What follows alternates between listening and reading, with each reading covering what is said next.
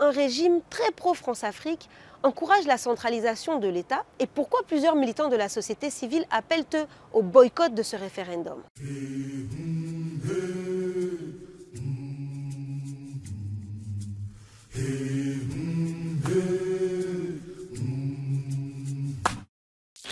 Le 17 décembre prochain, au Tchad, aura lieu un référendum. Les Tchadiennes et les Tchadiens devront dire oui ou non à une nouvelle constitution qui maintiendrait un État unitaire, c'est-à-dire une gestion uniquement impulsée depuis la capitale politique, siège du pouvoir central. Pourtant, comme le prévoyait le dialogue national, ce référendum aurait plutôt dû permettre aux Tchadiennes et aux Tchadiens de voter directement entre deux constitutions.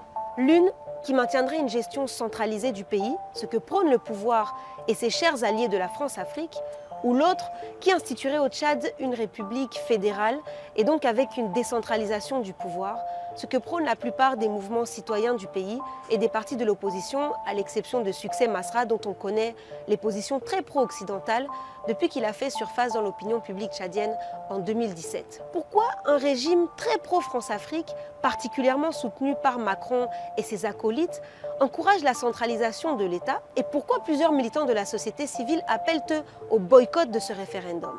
On le sait, le fils d'Idriss Déby, Mahamad Déby Itno, s'est retrouvé au pouvoir d'une façon totalement scandaleuse, comme un espèce de glissement magique, imaginaire, héréditaire et logique, après que son père se soit fait abattre sur la ligne de front le 20 avril 2021. Ça faisait 30 ans qu'Idriss Déby était au pouvoir et il venait d'être une fois de plus réélu pour un 6e mandat largement contesté. On comprend tout de suite que s'il a pu rester là si longtemps, c'est qu'il était un partenaire particulièrement apprécié de la France-Afrique. On ne connaît toujours pas les causes exactes qui entourent la mort de Déby.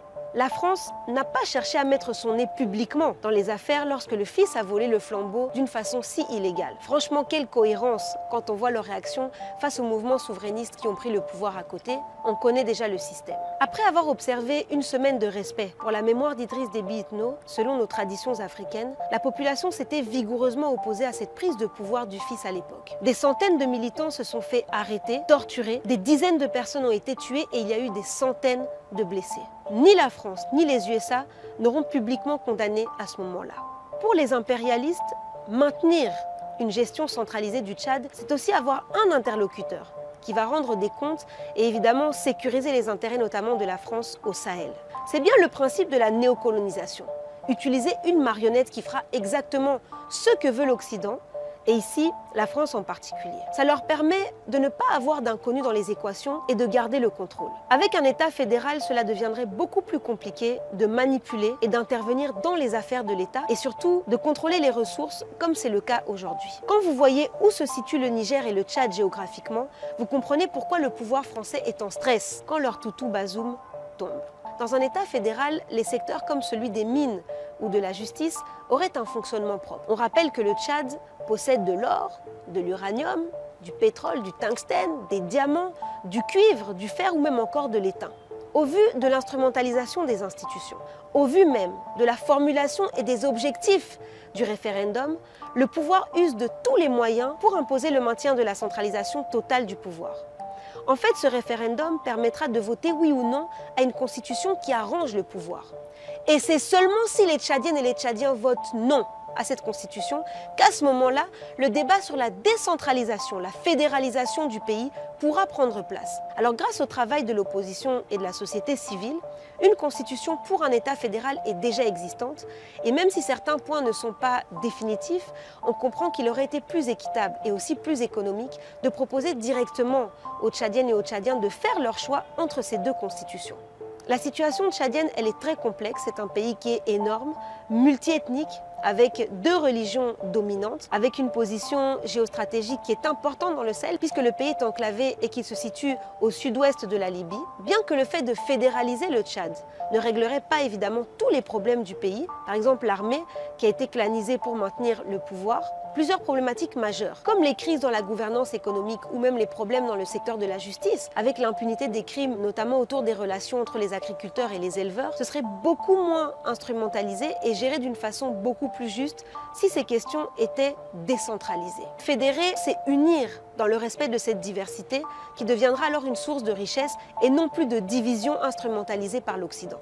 Ce que la société civile revendique, c'est un appareil beaucoup plus proche du peuple et donc beaucoup plus prompt à répondre aux préoccupations des populations aux quatre coins du 5e plus grand pays d'Afrique. Aujourd'hui, toutes ces questions sont entre les mains du pouvoir central, à la solde de la France, qui maintient et renforce sa présence militaire pour préserver ses intérêts et qui contrôle la force militaire tchadienne. Une majorité des partis de l'opposition et de la société civile encourage donc les Tchadiens à voter non lors de ces référendums en promouvant le contrôle citoyen de ces opérations. D'autres, comme Max Lohangar, de la coalition Wakitama, appellent au boycott total de ce référendum et même à la destruction des machines de vote en raison du caractère biaisé du processus avec toutes les conditions d'une fraude organisée qui sont vraiment réunies. En commençant par le manque d'indépendance de l'organe qui organise le vote et qui est présidé par le ministre de l'Intérieur, membre du parti de Déby. En fait, si les Tchadiennes et les Tchadiens votent non, il faudra plusieurs mois et sûrement une pression énorme pour obtenir que l'on passe au vote d'une constitution pour un État fédéral. On rappelle que Mahamat Déby aurait dû organiser des élections pour mettre fin à la transition depuis octobre 2022.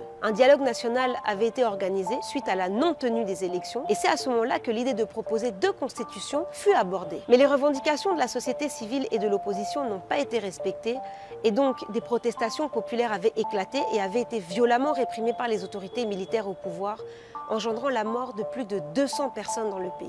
Si certains sujets ne rassemblent pas avec la même fermeté l'opposition et la société civile tchadienne, la question de la présence française au Tchad, elle, réunit particulièrement le pays entier, en dehors bien sûr des membres du pouvoir et de ceux qui grappillent leurs miettes. Ainsi, fin novembre, un mouvement citoyen, l'Alliance panafricaine Umoja Tumaini, a rappelé lors d'une conférence de presse, dans un premier temps réprimée par la police, qu'il laissait à la France jusqu'au 28 décembre 2023 pour dégager définitivement du Tchad. Cette exigence avait été lancée 2 mois auparavant. L'Alliance a également exprimé son souhait de voir adhérer le Tchad à l'Alliance des États du Sahel, à présent composée, on le sait, du Mali, du Niger et du Burkina Faso. C'est vraiment des initiatives qu'on aime. Depuis Kinshasa et depuis tout le continent, on envoie beaucoup de force aux sœurs et aux frères du Tchad. Battez-vous, soyez déterminés, soyez intègres et surtout, ne laissez jamais personne vous acheter. À la prochaine.